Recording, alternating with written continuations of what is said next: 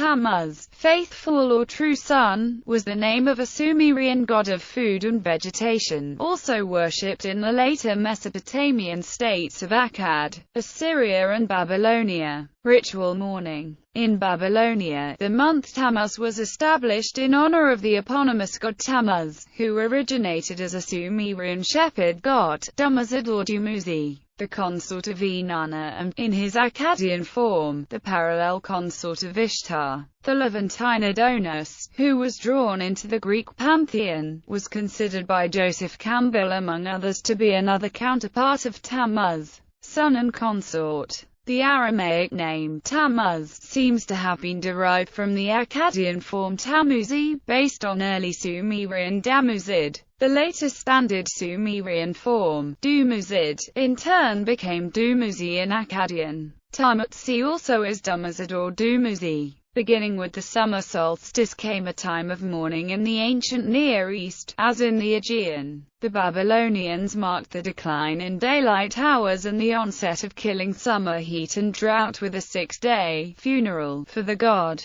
Recent discoveries reconfirm him as an annual life-death-rebirth deity. Tablets discovered in 1963 show that Dumuzi was in fact consigned to the underworld himself, in order to secure Inanna's release, though the recovered final line reveals that he is to revive for 6 months of each year. In cult practice, the dead Tamas was widely mourned in the ancient Near East. Locations associated in antiquity with the site of his death include both Haran and Byblos, among others. A Sumerian tablet from Nippur reads, "She can make the lament for you, my Dumuzid, the lament for you, the lament, the lamentation. Reach the desert, she can make it reach the house hourly, she can make it reach Bad Tibira, she can make it reach Dulsuba, she can make it reach the shepherd in country. The sheepfold of Dumuzid, O Dumuzid of the fair-spoken mouth, of the ever-kind eyes," she sobs tearfully, "O you of the fair-spoken mouth, of the ever-kind eyes," she sobs tearfully. "Lad, husband, lord, sweet as the date, O Dumuzid," she sobs tearfully. Tammuz in the Hebrew Bible. These mourning ceremonies were observed at the door of the temple in Jerusalem. In a vision the Israelite prophet Ezekiel was given, which serves as a biblical prophecy which expresses the Lord's message at his people's apostate worship of idols. "Then he brought me to the door of the gate of the Lord's house which was toward the north, and, behold, there sat women weeping for Tammuz. Then said he unto me, Hast thou seen this, O son of man? Turn thee yet again, and thou shalt see greater abominations than these." Ezekiel chapter 8 verses 14 to 15. It is quite possible that among other Judeans the Tammuz cult was not regarded as inconsistent with Yahwism. Ezekiel's testimony is the only direct mention of Tammuz in the Hebrew Bible. The echoes of Tammuz have been seen in the books of Isaiah and Daniel. Dumuzid in the Sumerian king list. In the Sumerian king list 2 kings named Dumuzi appear. Dumuzid of Bad Tibira, the shepherd, the 5th king before the flood. Dumuzid of Kuara, the fisherman, the 3rd king of the 1st dynasty of Uruk, reigning between Lugal, Banda and Gilgamesh, circa 2700 BCE. Other Sumerian texts showed that kings were to be married to Inanna in a sacred marriage. For example, a hymn that describes the sacred marriage of King Adad-Dagon, Dumuzid and Inanna. Today several versions of the Sumerian death of Dumuzi have been recovered: Inanna's descent to the underworld, Dumuzi's dream, and Dumuzi and the Gala, as well as a tablet separately recounting Dumuzi's death, mourned by holy Inanna, and his noble sister Inanna, and even his dog and the lambs and kids in his fold. Dumuzi himself is weeping at the hard fate in store for him, after he had walked among men, and the cruel Gala of the underworld sees him. A number of pastoral poems and songs relate the love affair of Inanna and Dumuzid the shepherd. A text recovered in 1963 recounts the courtship of Inanna and Dumuzi, in terms that are tender and frankly erotic. According to the myth of Inanna's descent to the underworld, represented in parallel Sumerian and Akkadian tablets, Inanna set off for the netherworld, or Kur, which was ruled by her sister Ereshkigal. Ereshkigal is in mourning at the death of her consort, Georgelazenby. She passed through 7 gates, and at each one was required to leave a garment or an ornament, so that when she had passed through the 7th gate, she was a simple woman, entirely naked. Despite warnings about her presumption, she did not turn back but dared to sit herself down on Ereshkigal's throne. Immediately the Anunnaki of the underworld judged her, gazed at her with the eyes of death, and she became a corpse, hung up on a meat hook. Based on the incomplete text his first found, it was assumed that Ishtar, Inanna's descent into Kur, occurred after the death of Tammuz, Dumuzi, rather than before, and that her purpose was to rescue Tammuz, Dumuzi. This is the familiar form of the myth as it appeared in M. Jastro's Descent of the Goddess Ishtar into the Lower World, 1915, widely available on the Internet. New texts uncovered in 1963 filled in the story in quite another fashion, showing that Dumuzi was in fact consigned to the underworld himself. In order to secure Inanna's release, Inanna's faithful servant attempted to get help from the other gods, but only wise Enki each responded.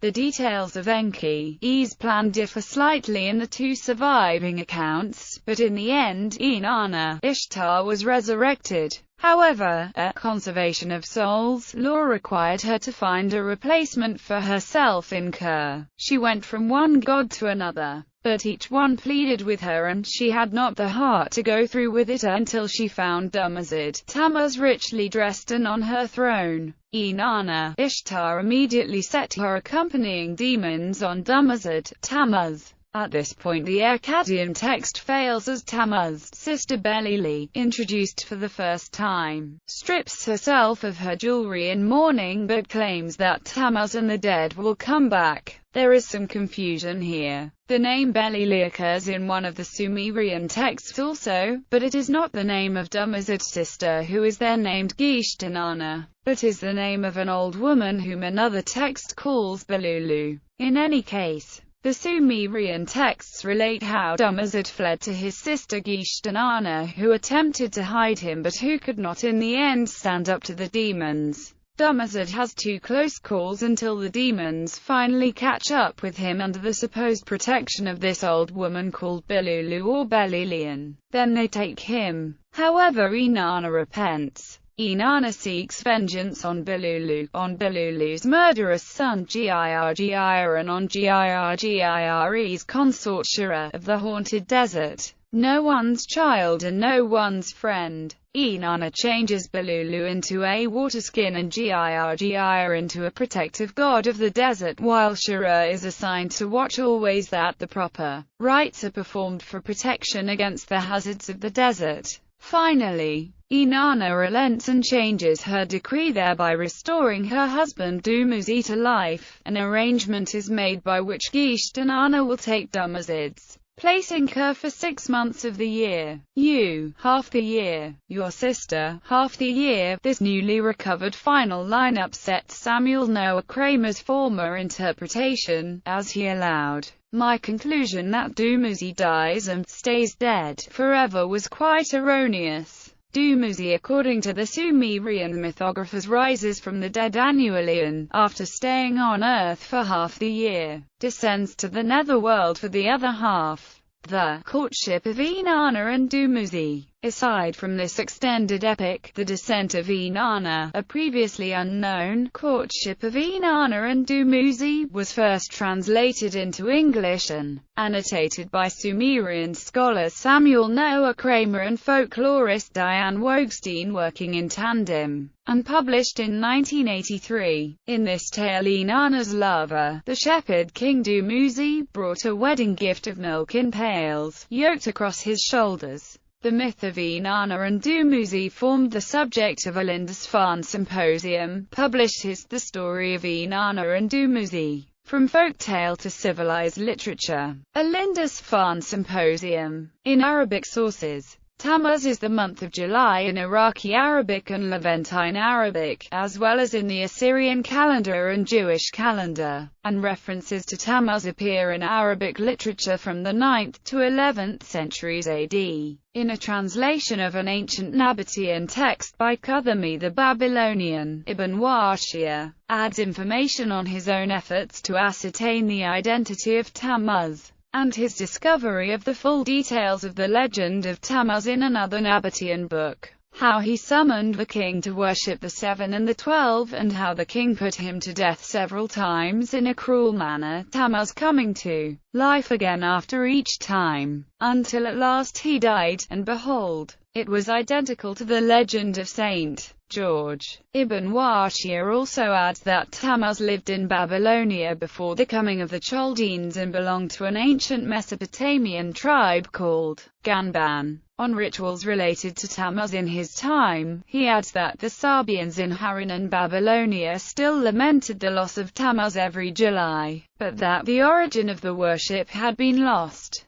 Al-Nadim in his 10th century work Kitab al-Faris, drawing from a work on Syriac calendar feast days, describes a Tauz festival that took place in the middle of the month of Tammuz. Women bewailed the death of Tammuz at the hands of his master, who was said to have ground his bones in a mill and scattered them to the wind. Consequently, women would forego the eating of ground foods during the festival time. The same festival is mentioned in the 11th century by Ibn Atir as still taking place at the appointed time on the banks of the Tigris River. Church of the Nativity and Shrine of Adonus Tammuz. According to some scholars, the Church of the Nativity in Bethlehem is built over a cave that was originally a shrine to Adonus Tammuz. The Church Father Jerome, who died in Bethlehem in 420, reports in addition that the holy cave was at one point consecrated by the heathen to the worship of Adonus, and a pleasant sacred grove planted before it, to wipe out the memory of Jesus.